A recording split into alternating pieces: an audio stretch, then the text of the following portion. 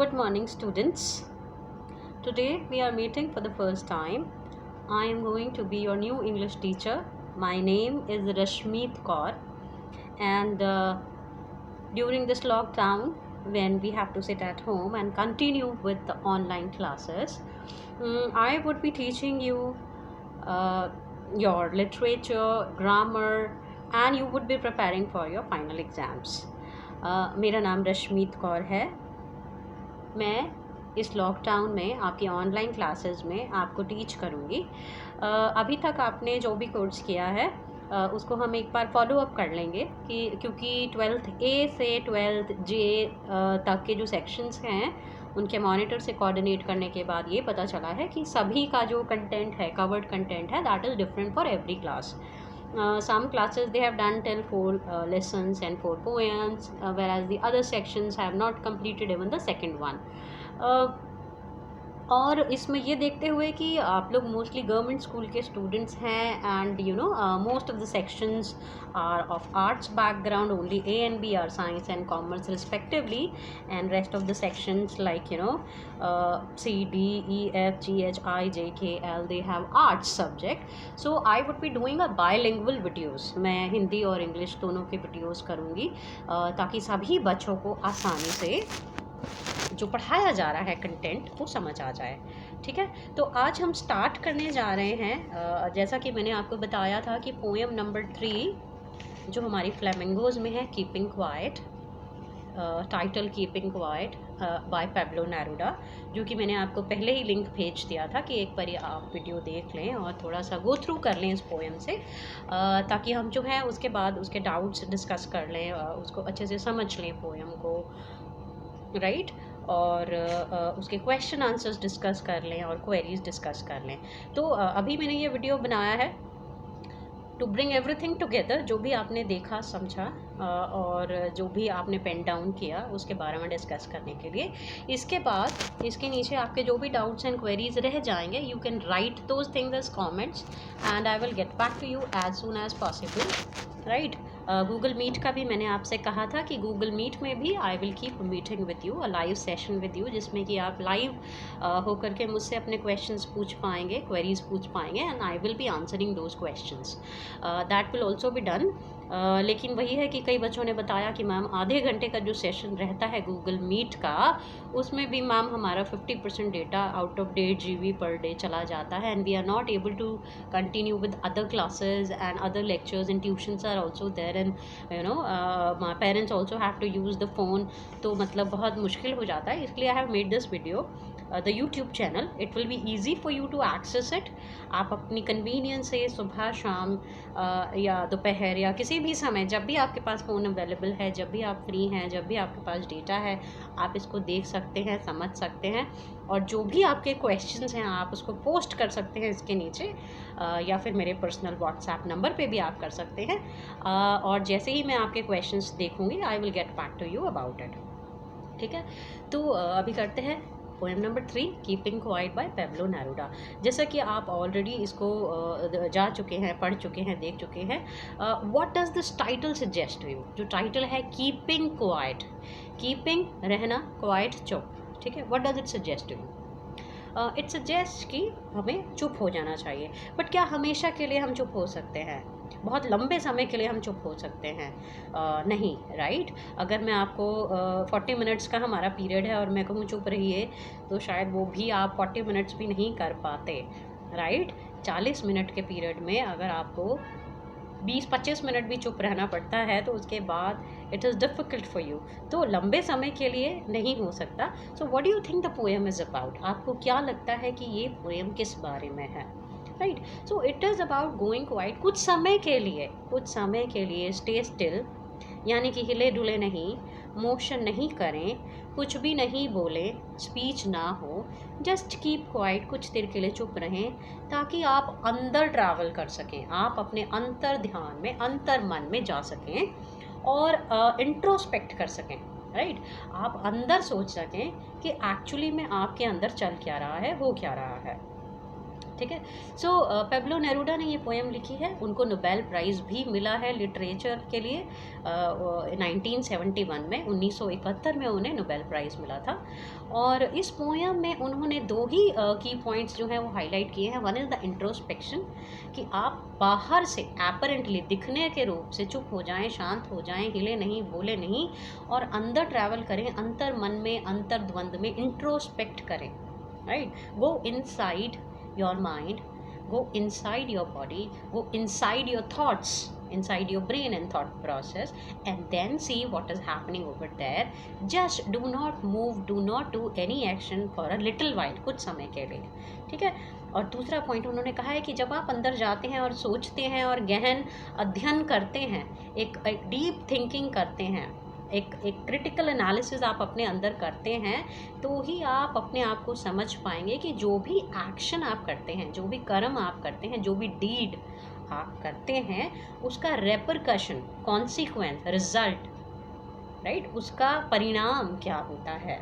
अगर आप ये सोच पाएँ, समझ पाएँ, इस चीज़ को थोड़ा इंट्रोस्पेक्ट कर पाएँ, तो ही आप वर्ल्ड पीस, सभी जगह विश्व की शांति, आसपास की शांति, सामुदायिक कम्युनिटी की पीस, लव, टुगेदरनेस, ब्रदरहुड, भाईचारा और यूनिटी, एकता अचीव कर सकते हैं, ठीक है। तो सभी इंसानों के बीच में, सभी लोगों के बीच में एक अंडरस्टैंडिंग, एक समझ तभी डेवलप की जा सकती है जब आप ये रोज़मर्रा की ज़िंदगी के जो रश है, जो भाग दौड़ है, जो शोरगुल है, कोनंड्रम है, इससे थोड़ा सा पॉज लें, रुकें और अंदर, मन के अंदर, दिमाग के अंदर, थॉट प्रोसेस के अंदर एक बार झांक सकें, देख सकें कि एक्चुअली में हो क्या रहा है, जिसको आप मेडिटेशन कहते हैं, राइट। आप मेडिटेट करें, बाहर की एक्टिविटी को कम करते, and then go inside and then see the stillness, experience it and then understand, ठीक है। तो चलिए चलते हैं for line by line explanation of this poem, ठीक है। Now we will count to 12 and now we will all keep still. अब हम 12 तक गिनेंगे और हम स्टिल रहेंगे, मोशन नहीं करेंगे, मूव नहीं करेंगे। अब ये 12 बहुत इसको आपको जो है लिटरेरी रूप से तो नहीं क्लियर किया है उन्होंने, इसके हिंट्स दिए हैं। अब 12 जो है वो 12 जो वॉच होता है उसके अंदर 12 पॉइंट्स होते हैं, आप उसको भी समझ सकते हैं कि 12 घंटे, या आप 12 को समझ सकते हैं कि 1 साल के महीने, राइट। इसको आप किसी भी तरह से ले सकते हैं, बट द पॉइंट इज़ कि आप कुछ समय के लिए जो है शांत हो जाएं, कोई एक्शन ना करें, मूव ना करें, कोई कर्म ना करें, एक्शन ना करें, डीड ना करें। For once on the face of earth let us not speak in any language, let us stop for 1 second and not move our arm so much. कहता है कि कुछ क्षण के लिए, कम से कम एक बार के लिए हम ऐसा करते हैं कि कोई भाषा नहीं बोलते, यानी कि वर्बल यानी कि स्पीच, और सांकेतिक यानी कि एक्शन, आँखों से, हाथों से, नॉन वर्बल जेस्चर्स, उससे भी हमें बात नहीं करनी है। Okay, let stop for 1 second, 1 second के लिए लेट अस स्टॉप, कुछ हम थोड़ी देर के लिए, कुछ क्षणों के लिए रुक जाते हैं, एटलीस्ट 1 सेकेंड के लिए, और अपनी बाजुओं को इतना नहीं हिलाते, स्थिर हो जाते हैं, मोशन नहीं करते हैं। It would be an exotic moment, यह एक एग्जॉटिक मोमेंट होगा, लाजवाब बेहतरीन क्षण होगा। विदाउट रश, विदाउट इंजन्स, कोई भी जल्दी नहीं होगी, रश, भाग दौड़, कोनंड्रम, हलचल, ठीक है, इंजन्स, शोरगुल, मशीन्स, कार्स, फैक्ट्रीज का जो इंजन्स होता है, गाड़ियों का जो इंजन होता है, इन सब का शोर। We would all be together in a sudden strangeness, हम सब एक अजीब सा पन होगा जिसमें हम सब एक साथ होंगे। अच्छा, इसका एक बहुत ही बेहतरीन एग्जाम्पल आप आजकल के टाइम से देख सकते हैं। जब लॉकडाउन हुआ, एक अजीब सी स्ट्रेंजनेस थी, एक अजीब सी स्टिलनेस थी, रोड्स पर रश कम था, लोग नहीं थे, कोई भी शोरगुल नहीं था, भाग दौड़ नहीं थी, जीवन की जो डेली रूटीन की आपकी जो लाइवलीहुड की रेस होती है, that was not there, there was no competition, everything had come to a stand still. तो वो एक अजीब सा मोमेंट था जो आपने एक्सपीरियंस किया। उस मोमेंट में आपने महसूस किया कि कितनी सारी चीज़ें आप बस automatically as a machine in a routine आप करे जा रहे थे, probably that was not even needed. और जब वो रेस्ट हुआ तो आपको महसूस हुई एक शांति, आपके अंदर एक पीस, राइट, आपके अंदर एक पर्पस, एक यूनिटी आपको महसूस हुआ। तो सिमिलरली पोइट ये कह रहे हैं कि ऐसा जो क्षण होगा अजीब तो होगा, क्योंकि शोर नहीं होगा, रश नहीं होगा, but in that moment you would all be together, सभी लोग एक यूनिटी महसूस करेंगे, right. Fishermen in the cold sea would not harm whales, and the man gathering salt would look at his hurt hands. वो ये कह रहे हैं कि जो फिशरमैन हैं, जो मछुआरे हैं, जो वेल्स को हार्म करते हैं, उनको पकड़ते हैं, मारते हैं, कांटे से पकड़ लेते हैं, अक्सर उनको हार्म करते हैं, वो नहीं करेंगे। और इंसान जो समुद्र के पानी से नमक इकट्ठा करता है, वो भी एक क्षण के लिए रुकेगा और अपने कटे हुए हाथों को, अपने हर्ट हैंड्स को देखेगा, मतलब जो रूटीन में वो एक्शन कर रहा है, काम कर रहा है, उसको छोड़ेगा और देखेगा, एक क्षण के लिए देखेगा। तो उनका कहने का बेसिकली ये मतलब है यहाँ पर कि ऐसे लोग जो दूसरों को हार्म पहुँचा रहे हैं, उनको वो वॉर्स, ब्लडशेड, वो नुकसान करना रोकना चाहिए और कुछ क्षण के लिए देखना चाहिए कि व्हाट दे आर डूइंग, जो वो कर रहे हैं उसका कॉन्सिक्वेंसेस क्या है, उसका रिजल्ट क्या है, उनको इसके बारे में सोचना चाहिए। Those who prepare green Wars, वो लोग जो ग्रीन वॉर कर रहे हैं, green is about the nature, about environment, हमारा जो पर्यावरण है, हमारे जो आसपास का नेचर है, right. So green here refers to that and war you know is युद्ध। तो जैसे हम हर दूसरे दिन नई फैक्ट्रीज इस्टेब्लिश करते हैं, नई गाड़ियाँ आती हैं, हम पॉल्यूट करते हैं एनवायरनमेंट को, या अभी आपने ये देखा जैसे कोविड का पेंडेमिक आया, कोविड-19 एक वायरस जो था, वो बायोलॉजिकल वॉर के रूप में आपने इसको एक्सपीरियंस किया। दुनिया के किसी भी देश को इसने अछूता नहीं छोड़ा और इससे बहुत क्षति हुई, नुकसान हुआ, डिस्ट्रक्शन हुआ, डेथ्स हुई, lot of people died, lot of people suffered, business को बहुत सफ़र हुआ। तो this kind of green Wars, जो नेचर के अगेंस्ट लोग काम करते हैं और युद्ध करते हैं। वॉर्स विद गैस, जो गैस से, हवा से, pollution, pollution is killing people, pollution is deteriorating your life. Pollution जो है, इससे आपकी ज़िंदगी की जो क्वालिटी है वो घट रही है, आपके फेफड़ों को नुकसान होता है, बॉडी को नुकसान होता है। तो गैस यानी कि जो पोल्यूटेड एयर है, उससे जो वॉर हो रही है, जो उससे युद्ध हो रहा है, लोगों को नुकसान हो रहा है, क्षति हो रही है। वॉर्स विद फायर, अब यहाँ फायर जो है that is not literal but a symbol, यहाँ पर फायर एक सिंपल है। फायर, आग, heat, it can also refer to jealousy, envy, गुस्सा, एंगर, हेट्रेड, ठीक है। तो इन चीज़ों से, जो इन वजहों से जो हम एक दूसरे के खिलाफ एक्शन लेते हैं, एक दूसरे के खिलाफ एक्ट करते हैं, जैसे बहुत से देश हैं, आप जानते हैं कि वो टेररिज्म फैला रहे हैं और वो हमारे खिलाफ काम करते रहते हैं। अभी रिसेंटली आप देख रहे हैं कि चाइना और इंडिया के बॉर्डर पे प्रॉब्लम हो रही है, पाकिस्तान एंड इंडिया के साथ प्रॉब्लम हो रही है, चाइना की दूसरे देशों के साथ भी प्रॉब्लम हो रही है। अभी फ़िलहाल हमने देखा कि नेपाल भी अपनी बॉर्डर लाइन को लेकर के इंडिया के साथ एंटागनिस्टिक व्यूज़ पे था कि इतना, एंड देन पीओके था जो पाकिस्तान ऑक्युपाइड कश्मीर था। तो इस तरह के इश्यूज जो रहते हैं, मतलब वॉर्स विद फायर, ठीक है, गुस्से की वजह से। इट्स नॉट कि आग लगा दी, फायर यहाँ पे लिटरल नहीं है कि आग से हम लड़ रहे हैं, बट फायर सिंबल है हेट्रेड का, गुस्से का, anger, violence, envy, jealousy, okay, dissent, that is like disagreement, इन सब चीज़ों का ये एक सिंबल है।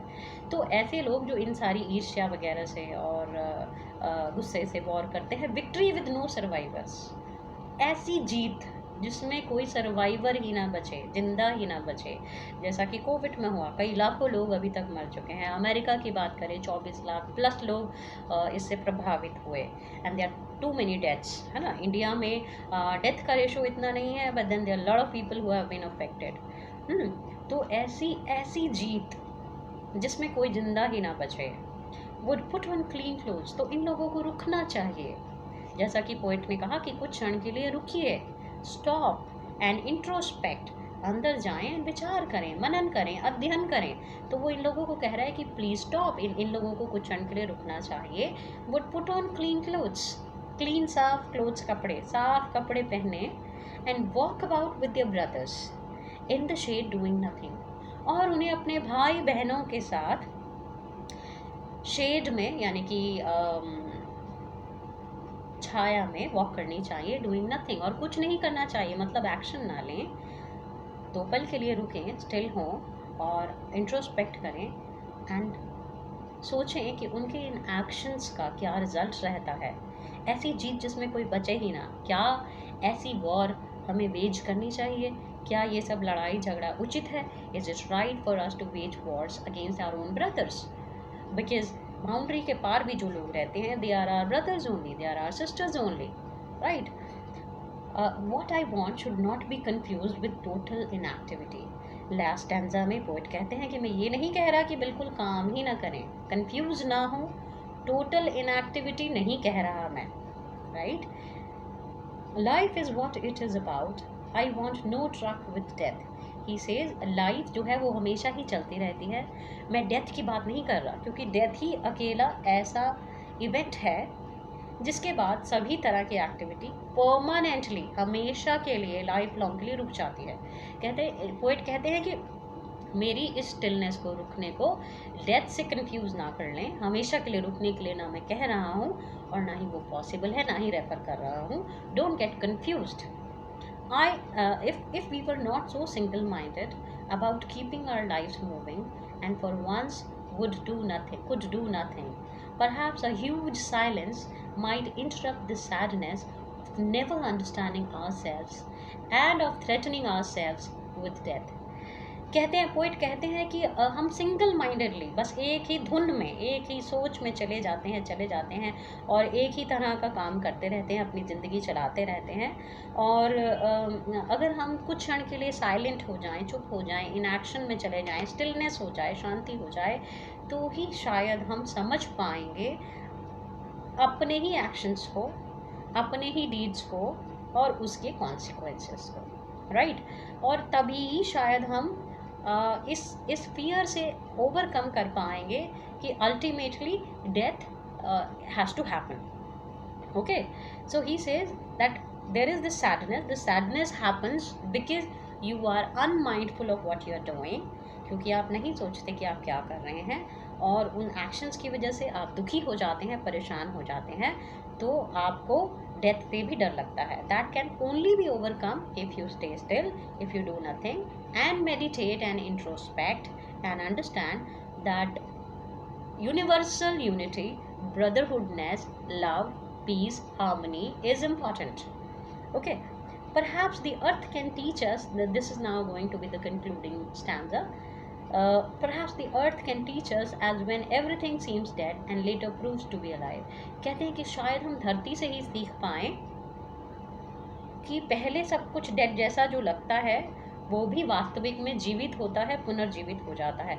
फॉर एग्जाम्पल, जब सर्दियाँ होती हैं, बहुत ज़्यादा कोल्ड होता है, specially in the western side, जहाँ आइस जो है, स्नोफॉल होता है बहुत ज़्यादा, और सब कुछ जो है, लेक्स जो हैं, वाटर बॉडीज़ जो हैं, रिवर्स जो हैं, नदियाँ जो हैं, झीलें जो हैं, पॉन्ड्स जो हैं, वो सभी जो हैं आइस में कवर हो जाते हैं और ऐसा लगता है कि जैसे सब कुछ जो है वो ख़त्म हो गया है, फ्रीज़ हो गया है, लाइफ फ्रीज़ हो गई है। लेकिन ऐसा होता नहीं है। जैसे ही सीज़न चेंज होता है, वापस everything come backs to life, हर चीज़ जीवित हो जाती है।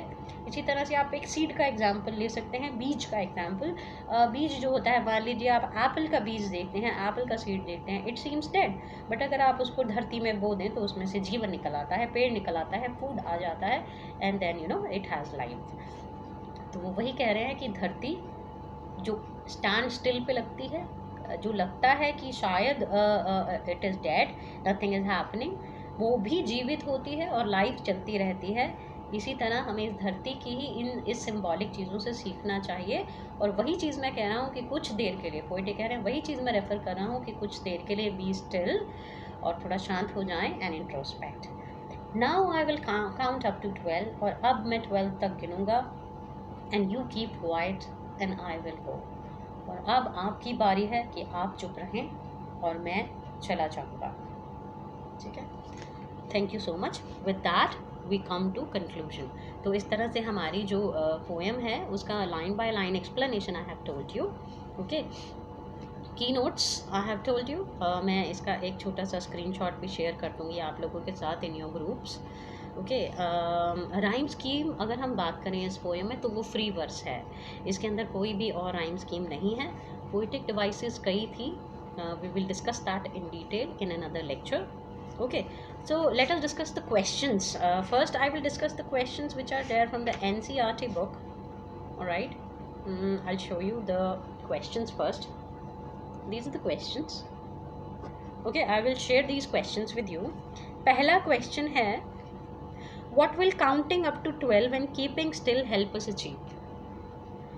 Counting up to 12 and keeping still, अगर हम शांत रहें और 12 तक काउंट करें, what will this help us achieve? ये हमें क्या अचीव करने में हेल्प करेगी, right? So I think the answer is that, you know, if you count up to 12 and keep still, you would do no action, then only you would be able to introspect and meditate about the actions, about your deeds, and this apparent stillness will help you for mutual understanding among human beings about unity, peace, brotherhoodness, etc. Okay, so this keeping still will help you to meditate and introspect inwardly, to go inside your mind, inside your thought process. Now the second question, do you think the poet advocates total inactivity and death? So as he said, there was the stanza when he says, do not confuse my stillness with total inactivity or death. He says, I am not asking you to be dead, or I am not asking you for a total inactivity or idleness, right? He says, I am just asking you to be still in your action so that you can go deeply inward and introspect. Okay, next question from the NCERT book is, what is the sadness that the poet refers to in the poem? ये जो sadness है जिसके बारे में poet refer कर रहे हैं, what is that? Now this sadness is about the fear of death. Okay, that fear comes because we are in a rush and we are in a conundrum, we are in a confused state, we are running from here to there in our daily lives. We are not mindful of our actions. We do not think twice of the repercussions and consequences and the results of what we are doing, and that leads to a misunderstanding or not understanding your own actions. Okay, now the next question is, what symbol from nature does the poet invoke, that is raise, to say that there can be life under apparent stillness? तो poet ने ऐसा कौन सा symbol लिया है nature का जिसमें वो ये कहते हैं कि एपरेंट स्टिलनेस, जो दिख रही है स्टिलनेस, उसके नीचे भी there can be life. Okay, so for this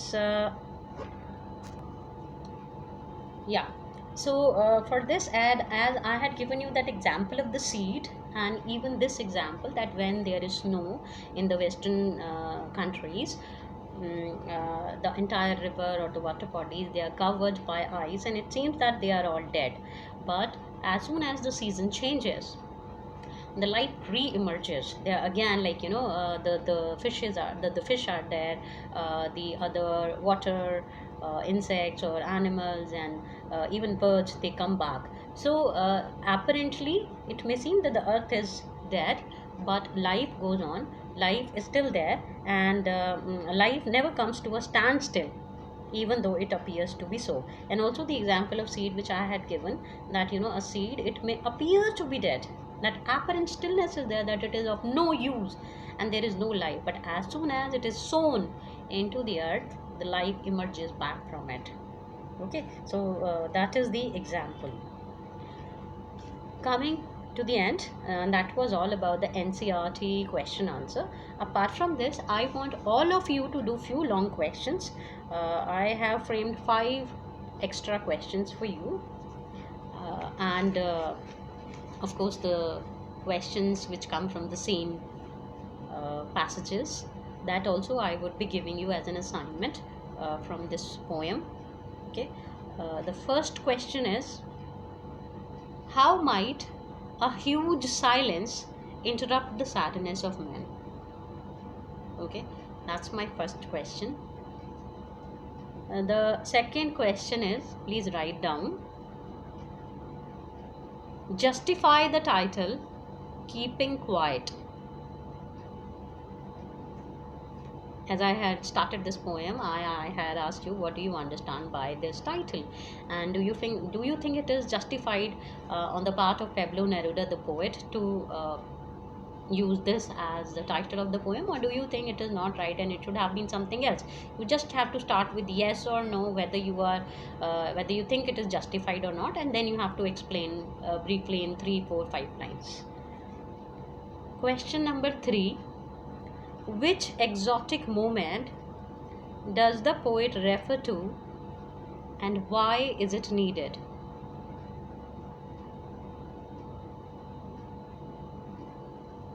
Question number 4, which was also there in your textbook: does the poet promote total inactivity and death? Does he ask you to be totally idle?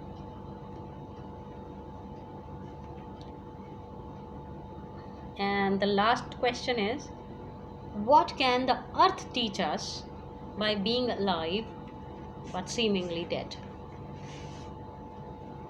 Okay, these are the 5 questions I want you to do in your notebooks,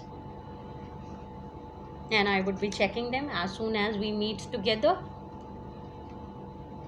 So in today's date, that is 6th of July, I want you, all of you, to do these question answer in your notebook. Apart from this, I would be sending you a passage and a few brief 1 or 2 liner questions framed from that particular stanza. All right, you have to do that also, the same passage question answer. Thank you. After this, if you have any doubts or any queries, or you want to discuss anything, or you have confusion about any part or anything, you can write those questions in the comment box and I would return to your answers. Or you can also WhatsApp me. You all have my WhatsApp number. You can connect to me via WhatsApp or Instagram, or via this YouTube channel itself. All right, thank you so much and have a good day.